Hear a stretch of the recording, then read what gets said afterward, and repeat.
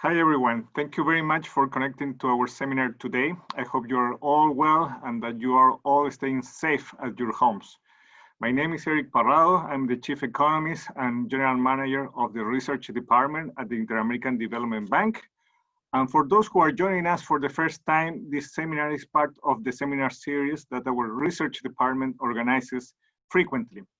It is called EconNet, and given the new reality due to the pandemic associated to COVID-19, we have adopted this virtual format, and most of our upcoming seminars, including the one today, will be covering COVID-related topics that are relevant for the countries in Latin America and the Caribbean. Today, we will have the pleasure to have Michelle Tertilt, Professor of Economics at the University of Mannheim, presenting her paper on "This Time is Different, the Role of Women's Employment in the Great Lockdown." Michelle's research concentrates on macroeconomics with a special focus on development and intrafamily interactions. She has also worked on consumer credit and bankruptcies. Today in particular, Michelle will talk about the challenges that the corona pandemic imposes on gender equality. But before passing her the microphone, let me go quickly through the rules that we have adopted for our seminar. They are very simple. First of all, there will be no breaks for questions during the seminar. The speaker will have 40 minutes to present, and then we will have the remaining time for Q&A session. Second, during the presentation, you have the option to type your questions in the chat. Veronica, one of our research economists, will be the moderator, and I will be the only ones who will have access to them. In the end, we may choose some of the questions to ask to the speaker. And afterwards, of course, we will make sure the speaker have access to all of them. And third, during the Q&A session, you will need to use the option raise your hand and to wait until we give you the permission to speak. In this case, remember that you will need to turn your microphone on. And now, without further ado, let me pass the microphone to Michelle. Michelle, thank you very much again for being with us today. The microphone is yours. Okay, well, thank you very much. It's a pleasure to be here. Can you hear me? Yes, we can hear you. Okay, good. Okay, so let me share my screen.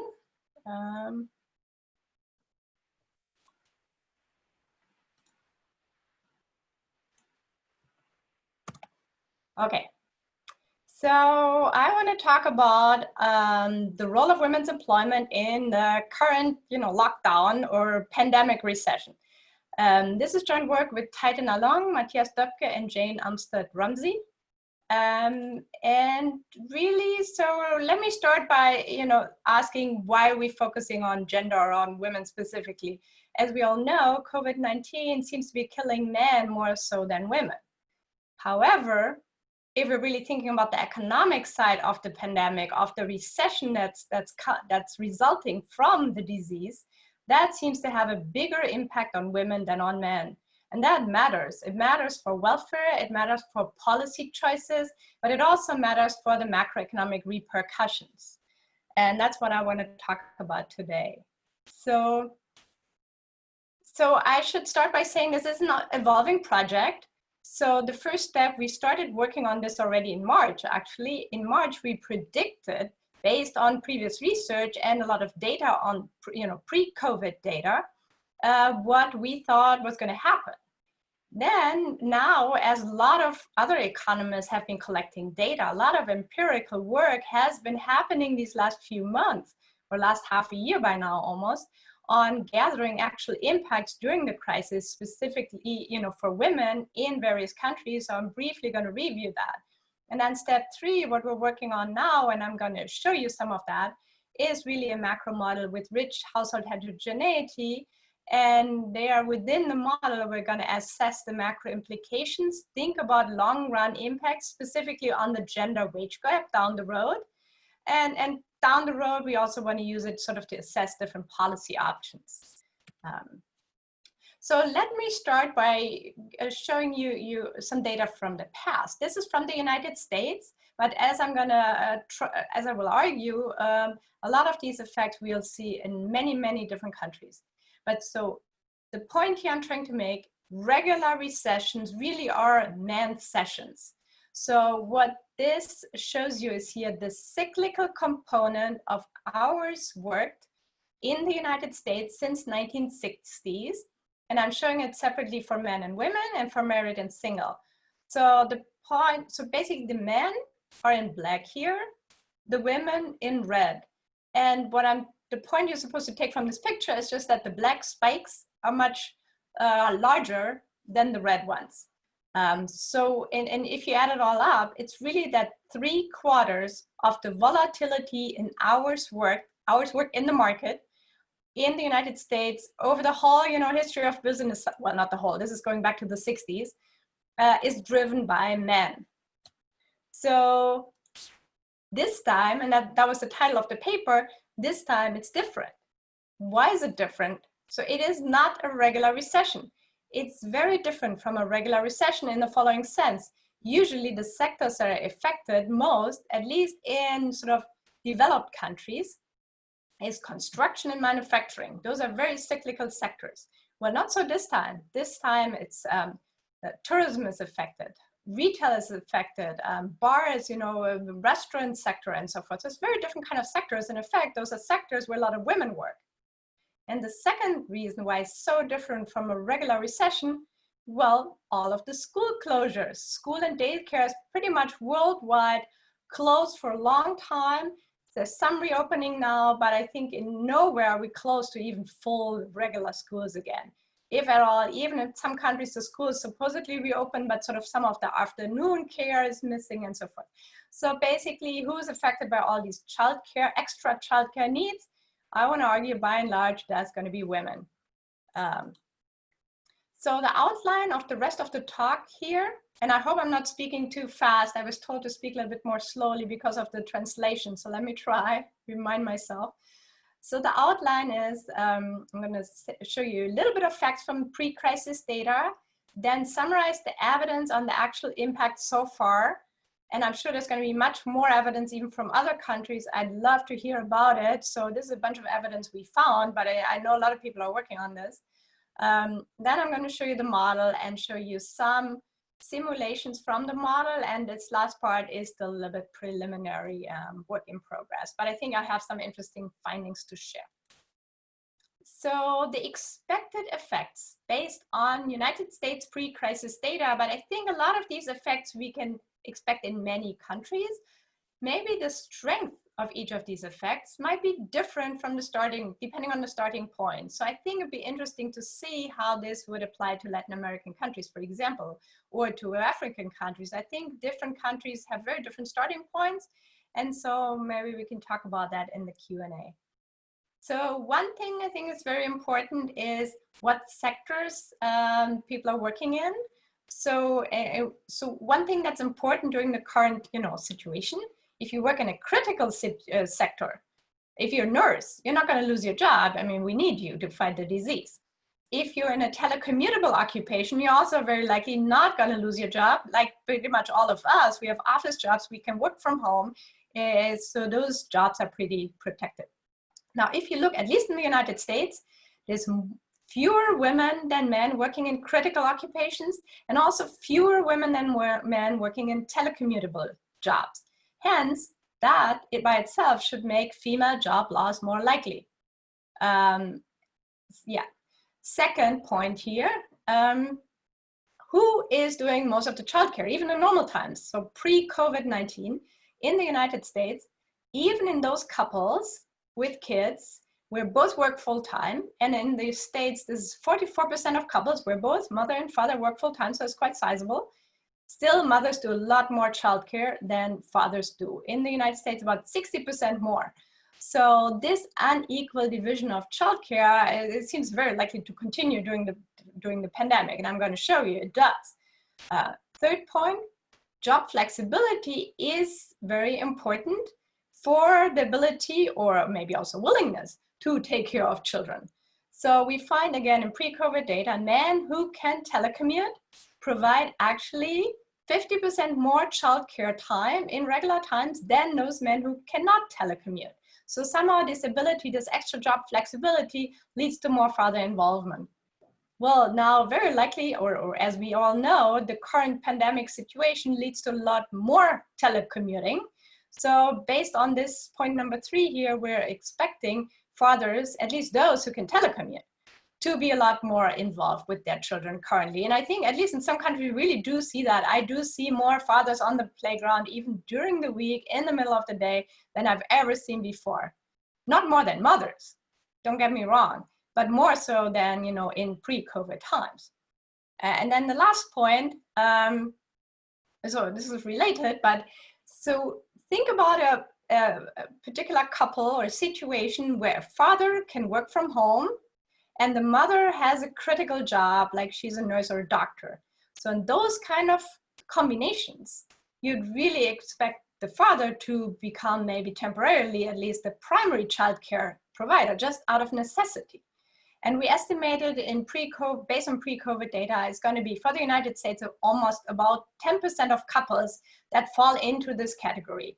So it's still the minority, but still for many of these fathers, very likely is going to be the very first time in their lives that they're suddenly the main childcare provider. We think that's going to have some lasting impact. Okay, so now let's look at the actual impact so far.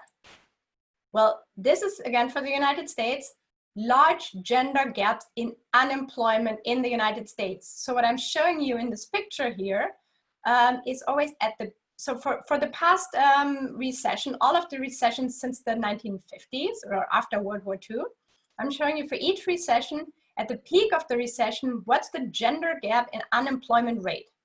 And what you can see in this picture is almost always is negative, meaning there's more men. I mean, unemployment for men is larger than for women.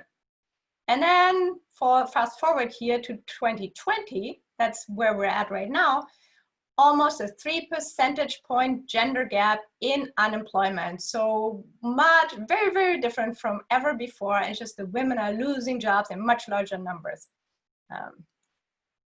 Well, it's not just the United States. This time is different everywhere. And so here I just put a bunch of countries where we found studies.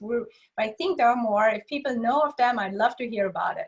So for sure, in the United Kingdom, women are losing more jobs than men. In the Netherlands, also hours dropped. So this is active, it seems, both on the employment-unemployment margin, but also on the hours margin, in the sense that a lot of women are also just dropping out of the labor force. And so we see that in the Netherlands. In Canada, I've just seen a paper. In Germany, it's a little bit smaller, the effects, but it's also there, so many countries.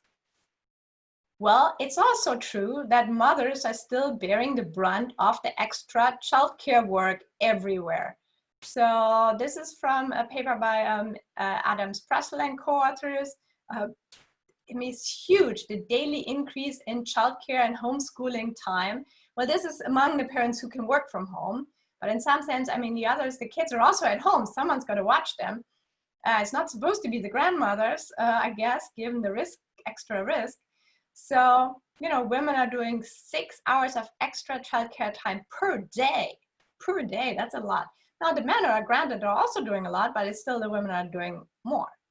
In Spain, it seems, men were mostly increasing their household production in terms of shopping time.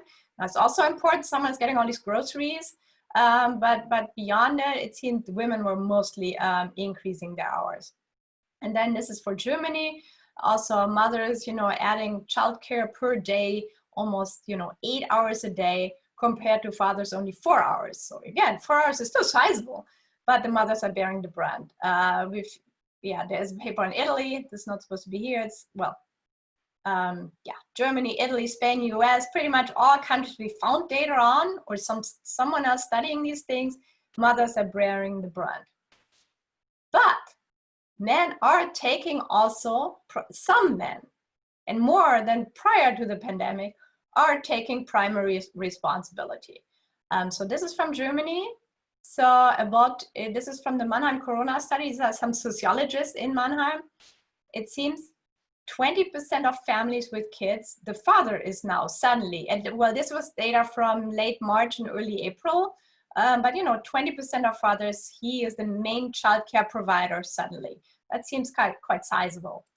And men are more involved everywhere. So not more than women, but more than before. And more men are sort of really sharing equal, you know, sharing childcare burden equally, much more than before. So again, in the Netherlands, in about 30% of couples where only the mother is in a critical occupation, that's quite a selected group, but still in that group, 30% fathers are the sole childcare provider. I think most of these men have never done that. So it's quite a change.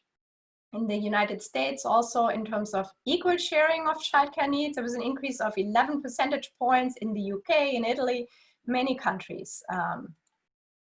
Okay, so I'm just looking at the time here, but yeah, so those are the facts. That's the data that motivated us to write down a model so we can kind of sort out these different effects and in some sense predict what that will mean for the depth of the recession. Obviously, if people are losing jobs, that leads to GDP losses and so forth, but also to predict what would happen to the gender wage gap, to female employment in the long run, and that's kind of the idea or the reason why we're writing down a model here. Okay, so in terms of literature, very briefly, there's obviously is a literature on the role of female labor force participation in business cycles, so we're to some extent building upon that. What's really important also is the idea of family risk sharing. So there is a sizable literature that makes the point that in a typical recession, as many men lose their jobs, it's often the women who actually enter the labor force. So that is another effect why, or reason why female employment is actually typically less cyclical than men, because they're precisely those who were either working part-time or out of the labor force. Whenever men or fathers lose their jobs, they often take that as an opportunity to enter, so to keep the family income, to help contribute to the financial resource of the family. Yeah, so we're building upon that. Okay, so here's an overview of the ingredients of the model. So there's going to be men and women, obviously. There's also singles and children, and there are childcare needs. Labor supply, we're modeling on the extensive margin. So part-time work is possible, or you can be out of the labor force, you work full-time. Occupations differ by the ability to telecommute. As I was trying to argue before, that is quite important in this pandemic recession.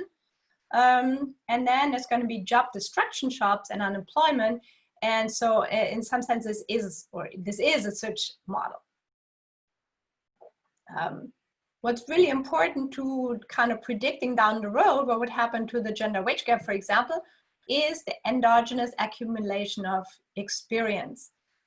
Because then we can have, when you're out of the labor force, you're going to lose experience, and that's going to affect the gender wage gap to some extent, especially if it hits women more than men. We also have a division of labor being partly shaped by a social norm. There's going to be some fraction of traditional couples, and they experience a penalty if the father does more childcare than the mother. This seems quite realistic. I think most models have a really hard time explaining the data on the childcare division of labor, on the childcare division, if you do it based on pure finances. In the data, there's just so many couples where the woman earns more per hour, but then she still does more childcare and works, in fact, less. So just financially, you just cannot explain it. So we're going to have some couples with this norm. And that's another thing to think about if you want to apply, I think, this kind of framework to a different country. Maybe the fraction of couples that are more traditional versus more modern, that could quite differ across countries, I think. Then the choices that people are making are labor supply, childcare, consumption, and savings. And let me be very clear, this is not an infection model. I'm sure you've seen a lot of SIR or SEERD models and so forth. In fact, I have another paper on infectious disease, the pandemic itself from the disease side, but that's not what this is. Really, we're just focusing on the recession part. So on the recession, it's going to be a shock to the labor market and a shock to childcare needs. And I'm going to contrast that to what I want to argue is a regular recession. Okay, so here's some more details on the setting. So there is a continuum of 3 types of households: single women, single men, and couples. In terms of state variables, we're having assets, human capital, and kids. So couples can have either 0 kids, or they can have S, that's a small child, or B stands for big child, as in a little bit older children, because they obviously have different childcare needs. I mean, if you think about a teenager can kind of do some own homeschooling, basically study by herself while you're in home office, let's say. That's much harder with a 3-year-old daughter. And I can speak from experience. I do have a 3-year-old, in fact. So, okay, in terms of employment status, we're going to have employed and unemployed. But let me be clear, when I say unemployed here, we also mean people out of the labor force. Then there are 2 types of occupations, the ones that where you can telecommute versus you cannot. And then there's a social norm.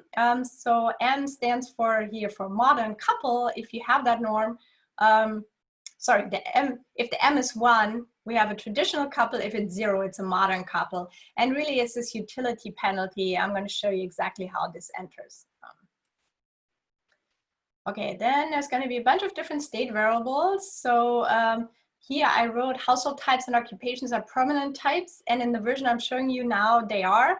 But actually we're working on we're improving the setup, and that will be to some extent transitions, and there can be changes even here. With some probability, people can change their sectors. It's maybe not so important. The children the same. Here they're permanent type, but then the new version, you know, eventually obviously children age and become older, and then eventually they leave their house. So we're going to change that. But for now, they're just permanent types. And then there's these employment opportunities. So essentially job offers, which people can take or refuse. And then I said returns to experience are really important. So human capital accumulates and depreciates stochastically, but as a function of labor supply. Specifically, if you don't work, it depreciates, human capital can depreciate. If you do work full time, it will appreciate with some probability. So learning by doing on the job. If you work only part-time, it doesn't appreciate. So I think that's quite in line with the data. And part-time, not many careers in some sense are made while you work part-time. And then lastly, the transition probability for social norms depends on the fraction of couples with the husband being the primary childcare provider, or really more doing a little bit more work than homework than she does. So we're going to have this transition probability on traditional couples becoming possibly modern couples. Okay, I'm going to show you a little bit of equations, but then I'm mostly going to show you pictures and model output. But this is a decision problem for unemployed singles. Just to be very clear what they're deciding, they're choosing A, assets. So if you look at the choices here under the max operator, so this is unemployed. So then I'm going to go a step back and ask, what would they do if they get a job offer? But right now they just don't have any job. They're choosing assets, consumption.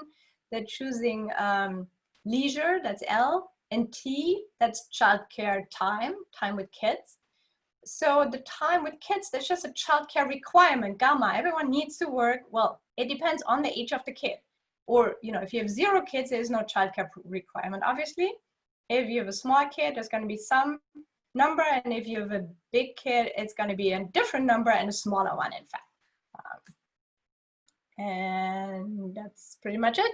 For the unemployed singles, it's not so interesting, this problem. Now for employed singles, what's different here is the occupation makes a difference. If you're in a job that you can telecommute, basically, so look at this equation at the bottom there in red. So if you can telecommute, in some sense you get some free childcare time. That's how we're modeling it. It is just easier to take care of children while you're telecommuting. It doesn't mean you can multitask fully. So it's going to be just some fraction of time that allows you sort of to handle both. And one way of thinking about it is you're already saving the commute time to work, for example, right? That gives you some extra childcare time in some sense. Or maybe the lunch break at work, you can have lunch with your kids instead and so forth. And then the other thing these employed singles are choosing is the hours. And again, the hours, really the choices here is only whether you want to work full-time or part-time. So the N here, it's not a continuous choice, but you choose 0, 1/2, or 1. And that's it here, I think. And then at the start of a period, people get a job offer or not. And if you have no job offer, there's nothing to choose. If you have a job offer, you decide to take it or not. And sometimes you might prefer to stay unemployed, for example, if you cannot handle your childcare needs. In particular, for singles with kids, this would be quite relevant. Now, for dual earner couple, now this maybe looks a little bit more intimidating, these long equations, but it's not so different from the single problem, except now you have, of course, two utility functions here, and we're maximizing a weighted average. And then what's new and what's important is this utility penalty here for the modern versus traditional couple. Well, for the modern couple, this term here in red in this second line here disappears. For traditional couples, it's there, and as you see, it's a minus, so it's really a utility penalty if the father's childcare time is larger than the mother's. So TM is larger than TF. And the other thing to note is if you're looking at the constraints for the couples, now it depends on what occupation both of them are in. So for example, if they both have jobs that are telecommutable, then they get even more sort of free childcare time. If neither of them has it, then, you know, they're just stuck with this, you know, childcare requirement here. And when I'm going to model the recession, the pandemic recession, I'm going to shock, that's one of the shocks, I'm going to shock this gamma down here. It's going to be suddenly just larger to simulate the school closures.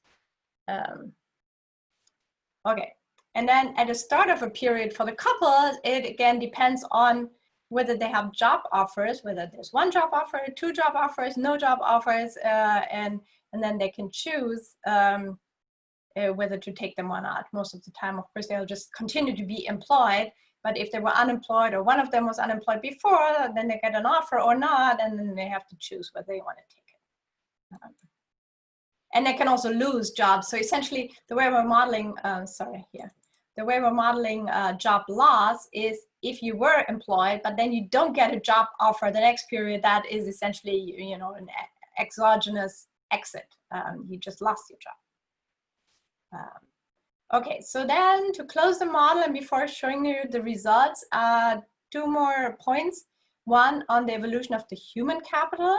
So we're modeling that on a skill ladder H, and there's a probability of moving up or down the ladder. And that depends on your labor supply.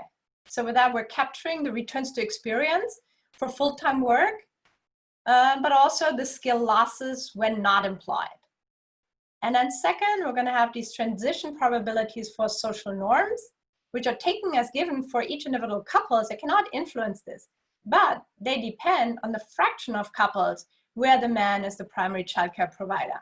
To be able sort of to capture this idea that now suddenly we do see more men. I was trying to convince you with the data, at least in these European countries and the United States, there are some fathers that are a lot more involved than ever before. And we think that is going to affect the social norm. So, you know, by being a role model, by just seeing more fathers, even in the home office, in the video call, suddenly kids are running through, you know, the video conference, even for the fathers. And some kind of social externality induced by that. So we're calibrating the model to United States data. I don't want to spend too much time here on the calibration because that's also still partly work in progress. But sort of the idea is that we're getting the labor market flows by marital status, by gender, and by kids right from the data prior to the pandemic. The distribution of couples with and without kids among these combinations of full-time, part-time, and no work, so what fraction of couples where both work full-time, for example. And then also the impact of the occupation type, specifically the telecommutable or not telecommutable jobs on the time allocation. This fact I was talking about before, that fathers who can telecommute, they spend 50% more time with their kids than those who cannot. And then we're going to use estimates of the return to experience in skill loss in unemployment to pin down these human capital ladder parameters. Okay, so in the last 10 minutes, let me show you the results. So, well, so I want to understand what's the great lockdown in the model or the pandemic recession in the short, in the medium, but also in the long run. let me be very clear what I mean with the pandemic recession here, or the lockdown recession. So first, the regular recession, we just assume is going to last for 6 quarters, and it's a large change in men's job destruction and job finding rates. A much smaller, in line with the data, in the regular sort of recessions, as I was starting out this talk with this picture, much smaller change in women's job destruction and job finding rates. There's still a change, but it's much smaller than for men in the regular recession. So what's a great lockdown recession, the current recession? It's a large change in men's job destruction and job finding rates as before. That's the same as a regular recession. But number 2, equally large change in women's job destruction and job finding rates. Equally, so there is more equal because it's just so different sectors are affected. Third, the rise in childcare needs that I was trying to cover. Well, I think it's pretty obvious, all the schools closed. And then fourth, these sort of to predict what's going to happen in the more long run, we're going to add these 2 additional things, the shift in the ability to telecommute, just because many more jobs are now that I think previously were not thought to be able to work from home, maybe because the bosses didn't want it, because the software wasn't there, because of all sorts of obstacles. Somehow now magically it's all possible. Some of that will stay after the recession, I think it's pretty clear. And then the last one, the social norms. And then we're going to start in Q7. So we're going to say it will take some time. So only after the recession is over, this sort of the social norm kicks, the change in social norm is going to kick in. So what's going to happen? So here I'm showing you the women's versus men's labor supply over time, simulated in our model. And there are 2 lines here. So first look at the blue line. So, and at, initially it's a flat line, that's sort of prior to any recession. Then in the regular recession, men are going to be affected by the job loss a lot more than women. And moreover, remember this second earner effect I was talking about, the insurance to the family that women are stepping in as their husbands are losing jobs. So because of that, in a regular recession, actually relative labor supply of women to men is going up. In the regular, in the COVID-19 recession, that's the orange line here, the opposite is happening. Women are losing jobs just as much as men. Moreover, they're watching the kids now. So it goes down. And then it comes back up some, but it's going to look quite different for a long time. Look at the singles. The single moms, there are few single dads, then 2, of course. They're the hardest hit in some sense. I mean, they have no other choice, but they have to watch their own kids. It's really hard to work. So the labor supply of singles, that's the right panel here, singles with kids. The left side is the singles without kids. I mean, it's just taking a huge hit. Then if you're comparing parents versus childless married couples, is kind of similar to the singles with and without kids, except the married couples, they can sort of jointly optimize. Only one of them needs to take care of the kids, not both of them. So the joint labor supply, of course, falls in percentage terms less for couples than for singles, but it's huge compared to those without kids. Those are already hit by a recession as well in terms of job loss. You do see the dip here, even for people without kids, but those with kids, it's just orders of magnitudes larger. So since there's quite a few people with kids, it's gonna affect, it's gotta have macroeconomic repercussions. If you think about the GDP decline, some of that will be because people with kids just can't work as much. But then let's look at the gender equality part again. So here we're comparing fathers versus mothers. And as you see already pre-recession, mothers are working less than fathers. They're working much more full part-time or not working at all, some of them. So on average, they're working less. But also they're decreasing hours more in the recession than the fathers. Now the fathers are also decreasing it. Some fathers, depending on, again, the occupation combinations in the family, some fathers are doing a lot. And it shows up here. Michelle, you have 5 more minutes. Okay, that works well. Yeah, perfect. This is the leisure gap. So I think we've seen, or at least I've seen quite a few studies now that in terms of mental health, women are more affected than men. Maybe this is part of it. Leisure just dramatically declines for married women here, married mothers.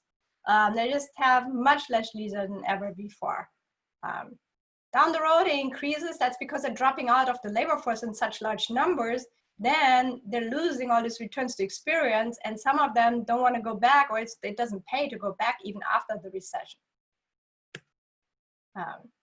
These are the modern versus traditional couples, and I guess what I'm trying to show here is that for the modern couples, the decline is actually larger than the traditional ones. They have less room to maneuver. The traditional ones, there's already, mothers are working less to start with. The modern ones, there's more full-time couples, but where both of them work full-time, and then they really have to reduce because there's no other way. This is to show how the ability to telecommute really matters. So this is for married mothers with kids, and the ability to telecommute. Those work more prior to the recession than those who cannot telecommute, but then the drop is much larger. Just because they were starting from a higher base, so they have to adjust more. But of course, even in the recession, they are still working more, some, than those who cannot telecommute because it's easier, somewhat easier, not fully, but it's not a solution. But still, they can keep their jobs a little bit more or work more hours. Okay, and now I'm almost done. But I want to show you here now how does it all aggregate up and what would it mean for the long run? So this is the relative wages conditional on working for women relative to men. So the gender wage gap really is what it is. So we're starting here at about 0.9 and then, well, a little bit more, 0.91. In a regular recession, the gender wage gap goes down first, but that's mostly skill composition. Who's gonna stay in? So focus actually more on the long run here. I think it's more interesting. So in a regular recession, precisely because women are losing their jobs less in a regular recession than men, down the road, actually they're catching up with men. It's going to lower the gender wage gap. And there are actually a few empirical studies that show that in previous recessions, they actually are equalizing relative wages because the men are just losing jobs more, their human capital is depreciating, and that doesn't happen as much for the women. But in the lockdown recession, the opposite is happening. It's the women losing jobs more and dropping out because of the childcare issues or reducing to part-time because of the childcare issue again. And that's going to lead to widening of the gender wage gap down the road, big time. So there's the last picture I want to show, and then I'm going to conclude. So this is to try to understand what would happen in the very long run. I was just trying to argue or showing you that the gender wage gap will get worse initially because of the lost returns to experience. However, if I'm adding these two additional effects now that I was describing, this the increase in the ability to telecommute, and that's going to lead to more flexibility for fathers down the road. So I'm really just, what I'm doing here is doubling. That's a little bit brute force, but basically we're really just doubling the jobs which are telecommutable, and forever we're keeping them at a higher level. And then we're also adding this social norm, assuming there's going to be a doubling of modern couples. So with those assumptions, I'm showing you 4 different kinds of recessions here. The blue is a regular recession, where the and what I'm plotting here is the relative labor supply of married fathers versus mothers. In a regular recession, this is the second earner effect, the insurance part in the family, it goes up. And then it sort of goes back to normal. There isn't much of a long-term effect. Now, in the COVID-19 recession, without these add-ons, just through the dropping out of the labor force and the school effect and so forth, that's in orange. First, huge decline in relative labor supply of mothers versus fathers. And then, some catching up, but, basically never going back to the same level as before. But if we now think there's on top of that more ability to telecommute, that's going to shift us up and actually, lead to an increasing slope here. And on top of that, we're adding the norms, the change in norms, that there's going to be more fathers involved, more modern couples. Then this actually has the ability to cross. So with this example, with this simulation I'm showing you here, I think after 8 years already, already 8 years is a long time in many ways. But in 8 years, it could happen that actually the relative labor supply of married fathers versus mothers is higher than ever before. And that by itself would also down the road lead to a decline in the gender wage gap again. Okay, so let me summarize and I'm gonna stop. But basically the point I'm trying to make here, we're trying to make in our research, is that economically, the impact on women and children and the childcare needs is the biggest distinction between the great lockdown, the current situation, and just an ordinary normal recession. It's very, very different because of that. In terms of, and it really matters. It matters for short-run policy responses. Female jobs, occupations in which women work are just much more affected. So maybe something to keep in mind from a policy perspective. It does matter for the medium-run economic impact, especially thinking about the gender wage gap, which will quite likely widen in many countries. But it can also matter for long-run changes to social norms and gender equality. At least we see some silver lining. There are some forces that can actually potentially lead to less gender inequality in the long run. So, but of course, there's some speculation in that. And it may play out differently in different countries. But I'm going to start from here now, and I'm looking forward to the questions. Thank you. Thank you so much, Michelle. That was super interesting. And I think we have a couple of questions from Diego Vera. So let me give him permission to speak up. 1 second, so that he can ask by himself. Here he is. Okay, thank you. No, thank you, Michelle, for a very insightful talk. It was a very, very nice model, and there are lots of questions that emerge from here, but I want to focus on two.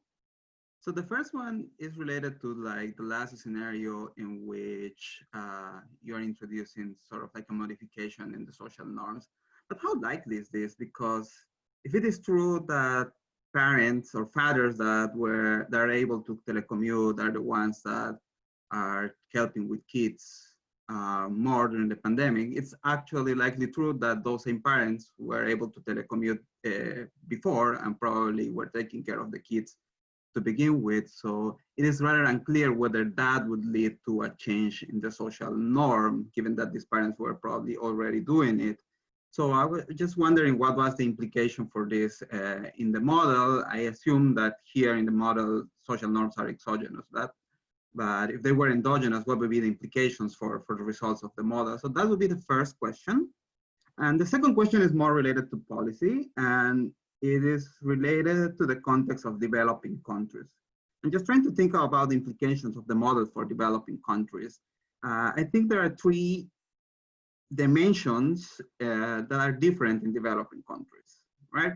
The first one is that very few people are able to telecommute, and which I think is a crucial component of the story in your model. The second is that social norms are likely very strong, and probably there would be a change with a lot of delay. And C, that schools are closed, that is true, but compliance with other stay-at-home orders is either low or not enforced.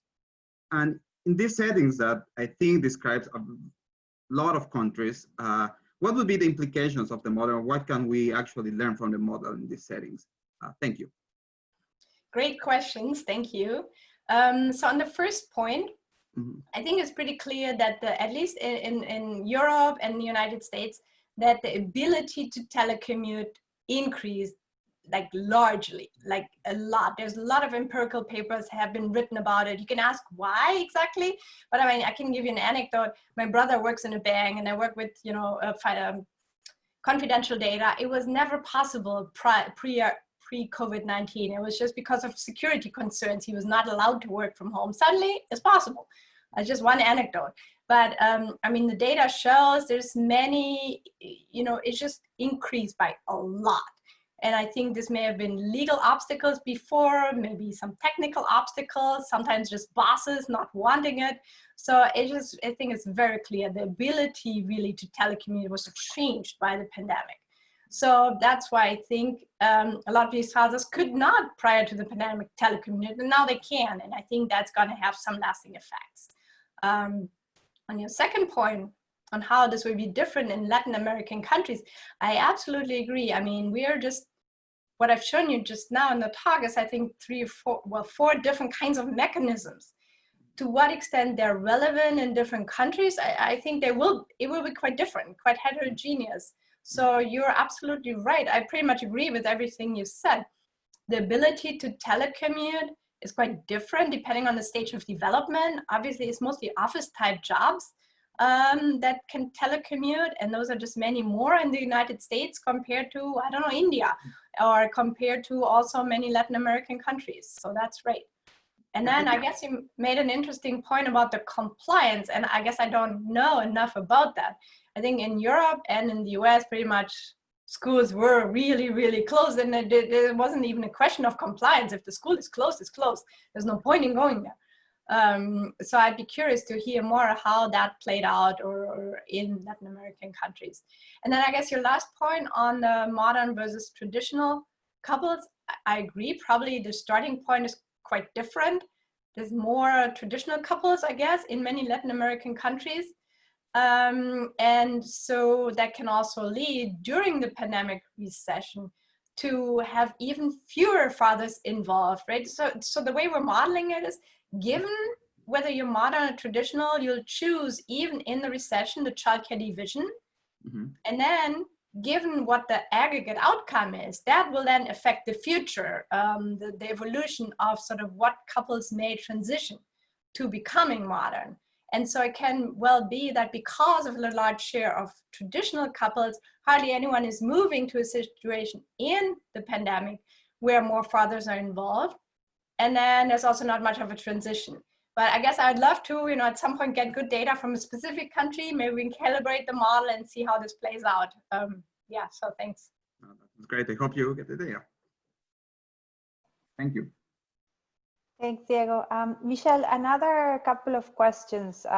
So the first one is, I don't think that the model takes into account wages or wage differentials within the household and how households adjust to this. And it's very likely that whenever you have a wage gap within the household, then, for example, if it's against the woman, she might decide to drop out voluntarily out of the labor force to take on the full responsibilities at the household that can no longer be complemented by the school or childcare services, right? So how do you think this will affect the results of the model? Is it gonna have, I think it's gonna have substantial effects, but I would like to hear from you how exactly this will shape up the results that you were showing towards then when comparing to regular recessions. And the second question would be that you're looking at developed countries, a calibration exercise for developed countries, right? And one thing that is, at least is happening in the US, that might be worth thinking about and see how it shapes into the model, is that the unemployment benefits that are being provided during the COVID season, let's say, are kind of generous, and actually some people are better off by just staying unemployed and going back to work, even if the country is opening in some states, right? So how is this also, is it considered in the model? Will it be changing as time goes on? And how do you view these unemployment benefits that are not the same in all the countries? Okay, so on your first question, I guess I wasn't clear. I didn't have time to go into all the details, but we do have wage differences, and we do have all sorts of combinations of, and sometimes a wage difference in a family. So really we're modeling the wage per unit of human capital is fixed, but the human capital itself is endogenous, and we're actually starting on a grid. So all sorts of combinations of couples, could be he makes more, she makes more, both have the same. And then because of the skill appreciation and depreciation, it even changes endogenously. So we have all that already in the model. I didn't show you results, but in principle, we can compute for any kind of combination of couples, or for any combination within a given couple. And the effects you were describing, that's already all happening in the model. So precisely if he makes a lot more than she's most likely going to drop out to take care of the kids in this pandemic recession. If it's the other way around, you know, then he may drop out. So we do have these effects. And then I guess the second, what was the second question? Sorry. That's all unemployment benefits in the US. Oh, that's right, the unemployment benefits. Yeah, so we just have a fixed number for the unemployed. Well, no, it's a fraction of your previous wage. So really it's a replacement rate. That's how we're modeling it right now. I guess your point is that during the current recession, the unemployment benefits got more generous. And so I guess we could add that. We could try that. We haven't thought about it yet, but we could just kind of increase them. And you're right, that would even in the model deepen the recession. Absolutely. Okay.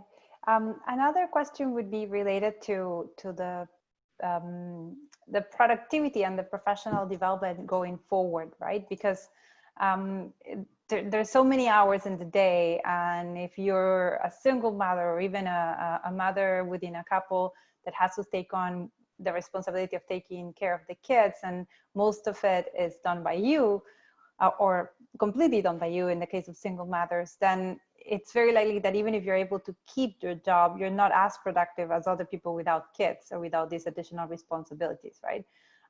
It would be interesting to see if you can incorporate this going forward, because it's going to be important for the recovery stage and for reinsertion of women into the labor market after the lockdown is over. Yeah, no, that's a great question. So we have a little bit of that in the sense we allow people to immediately switch to part-time, but then we're assuming that in a part-time job, there is no human capital returns to experience. So it gets a little bit at what you're describing, right? So it could be people, so they're keeping their jobs, they're not becoming unemployed or quitting, but they're reducing to part-time. And that will lower their productivity down the road because they're no longer accumulating returns to experience. We have some of that, but you're right, what we don't have is that people can somehow keep their jobs, you know, even full-time jobs, and still somehow not put maybe quite as much effort, and because of that, not accumulating as many returns to experience. So that'd be kind of an intermediate case, and we can think about modeling that. It'd be a little bit more subtle, but I guess that's possible. And I think that's quite relevant actually in academia. So think about all these research jobs. I mean, on postdocs and assistant professors and so forth. I mean, no one's going to lose their job right now. But those with kids, I mean, seriously, I'm really worried about the gender gap in the profession actually over the next years. Yeah, no, that's what I think it's important to bring into light that other issue, because you can keep your job, but there's more to it, under which conditions you are working and relative to other peers with a different situation in the household, that could make a big difference. Absolutely, absolutely.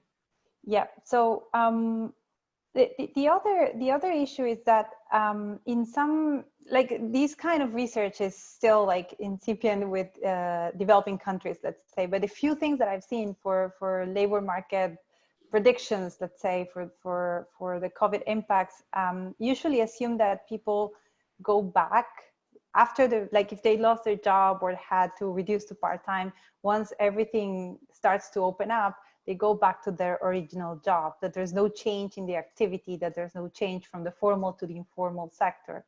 And I'm sure that's not a big issue for you looking at developed countries, but I think it will shape up the results in a different way. When you think about this mobility, there's a big chunk of the population, at least in developing countries, that if they lose their job, they're going to find a way to survive, and they're going to find an additional job in the informal sector or in a different activity. So how do you think this will also could be taken into account when looking at other countries? I've seen some work on specifically this, a paper by Titan Along and David, so my co-author actually with other co-authors. They've been working on exactly this trade-off or this margin, not so much on female employment, but so just on the disease itself. So if there's an official lockdown in some developing country, and then everyone moves to the informal sector instead, where maybe the lockdown is not enforced, that's the point of their paper, can actually make the disease worse if it's harder to socially distance and control it and so forth in the informal sector. So I think that's a really interesting and important margin. Now, how would that play out in terms of female employment or gender equality? That's a good question. I guess I haven't thought about that too much yet, to be honest. But I guess it would lead also to further losses in, returns to experience. I mean, I assume these are worse jobs, right? Worse pay and maybe less learning on the job and so forth. So it probably further deepen the recession, I'm guessing. Great. No, thank you so much, Michelle. We don't have more questions, at least that have been shared in the chat. I'm sure that some other questions might be pending, but feel free to send them afterwards to either directly to Michelle or to me, and I will pass them on to her. I don't know if you have some final thoughts to conclude, or if Eric, you want to add something before letting Michelle go, given that it's so late for you. I mean, if I can add some final thoughts, it's just a good request for data, I guess, in the sense, or papers. In fact, I don't even want necessarily all this micro data, but if there's more papers written specifically on sort of the facts I was summarizing at the beginning, but on other countries, developing countries, Latin American countries, I would love to hear and read and see how this is playing out in different countries. Probably we will have something next year. So because together with Veronica, we're putting together this general diversity lab. So we're trying to get more data, more analysis, and more good research like yours. So with that, thank you very much, Michelle. Thank you very much, Veronica. It has been a really wonderful webinar. So hopefully we will have you again, Michelle. So thank you very much to all. Thanks for having me. Thank you. Thanks, Michelle. Thanks. Bye-bye. Bye.